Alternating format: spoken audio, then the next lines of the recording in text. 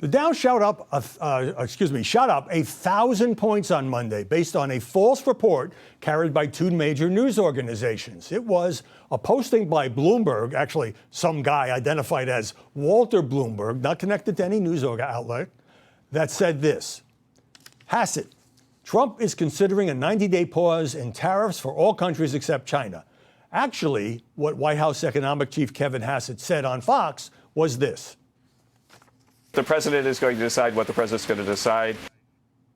Not even close. But CNBC ran with the bogus story.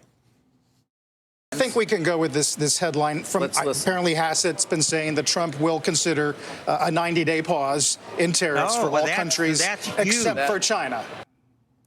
And Reuters put out this headline: Wall Street reverses course after Hassett's comments on tariff pause. The wire service later issued this retraction. Reuters has withdrawn the incorrect report and regrets its error. And CNBC corrected its false report.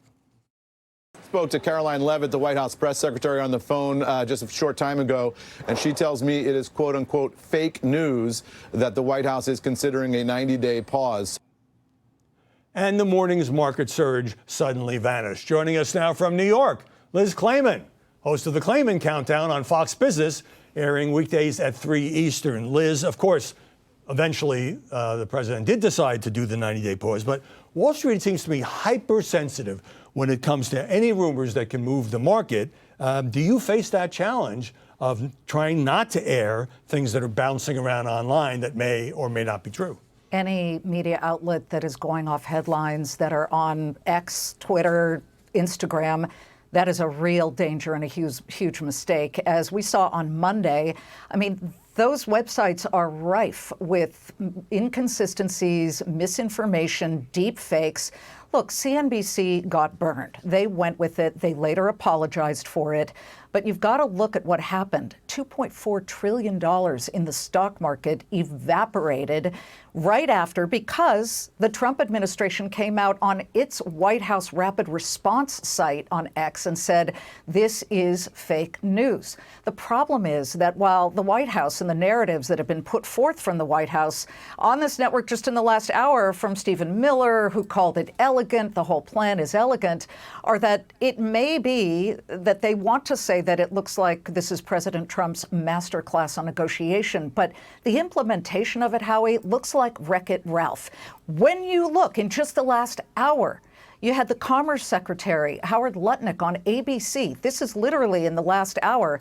Come on and say, wait a minute, that those exemptions that came out late Friday night, and we're talking 10:30 p.m. Eastern, those exemptions that were announced on smartphones and microchips and electronics and flat screens and computers are not permanent. In fact, and he said this, I want to be really clear about it because I want to use his wording. He said new separate tariffs are about to be slapped on smartphones and other electronics, including autos and pharma, in about a month or two, but there would be some paperwork, I think he said, filed coming this week.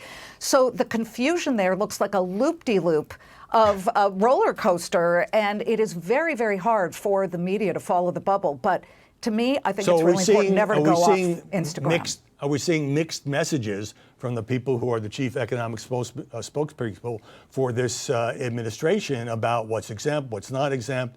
Because it is kind of confusing, and you cover this for a living.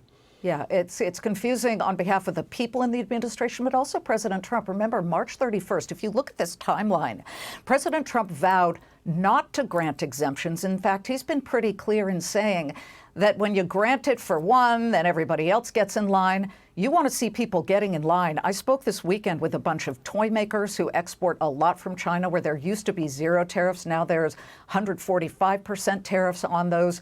You have agriculture, farmers here in the U.S. who import peat moss from China. They are going to be in line. The automakers, of course. I mean, you've seen their stocks gyrate.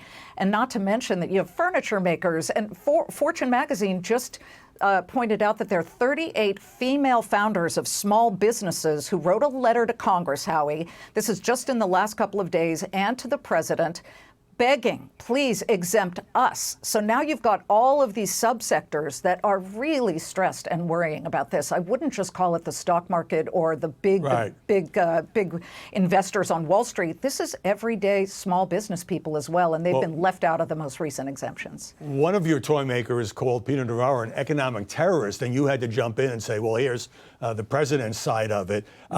So do you think this sort of belated spin that, oh, this was the plan all along, has any validity? Because it sure doesn't seem that way.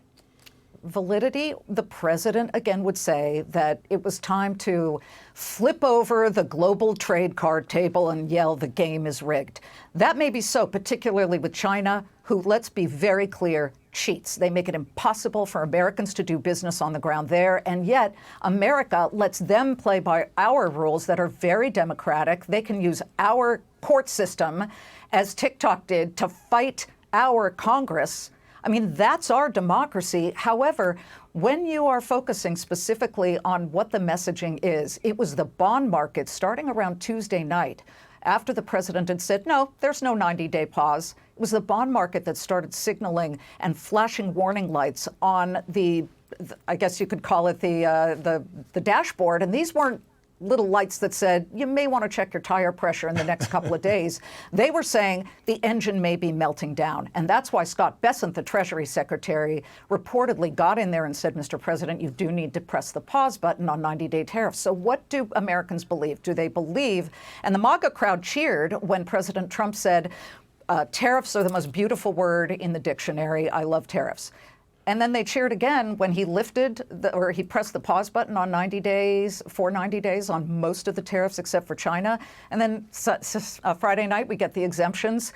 This is extraordinarily confusing. And you've heard a lot of people, Howie, in essence say the president wasn't just blinking with these exemptions. He was blinking uncle in Morse code. But it sounds like, and I've got less than a minute, that you're saying that there is some justification for what President Trump has done, whether it should have been done quietly or done in dramatic fashion. The method is not working, certainly for the stock market, the bond market, individual investors, and smaller and mid-sized businesses, which are the backbone of the American economy. That toy maker, who was quite dramatic when he was ripping Peter Navarro, the point is, Peter Navarro, Howard Lutnick, Scott Bessent, Stephen Miller, these voices are all singing a slightly different tune, and it comes out a little off key. But in the end, it was President Trump who said, I'm not going to do a 90-day pause. That is fake news. He went back on it Wednesday. And he also said there would be no exemptions because that sends a message. And what do you get? You get a lot of confusion, and who knows what the market is going to do on Monday. Anybody who says there will be a rally in electronics, I just don't know. Who knows, indeed. Liz Claman, thanks very much for your insights. We appreciate it.